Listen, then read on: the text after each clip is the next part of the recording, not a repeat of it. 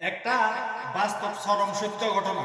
আচ্ছা, মুরগি পালবেন আপনার জন্য ডিম দিবে, গরু পালবেন আপনার জন্য দুধ দিবে, কুকুর পালবেন রাত জেগে আপনার বাড়ি পাহারা দিবে, মানুষ পালবেন আপনাকে পিছন থেকে ছুরি মারবে। কথা কি ক্লিয়ার না ভেজাল আছে? কখনো ভুলে যাবেন না, দি কলমে নাই কালি,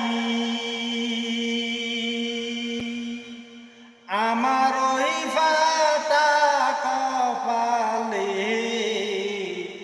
একই লিখা ছিলি রে, কলমে কি নাই কালি রে।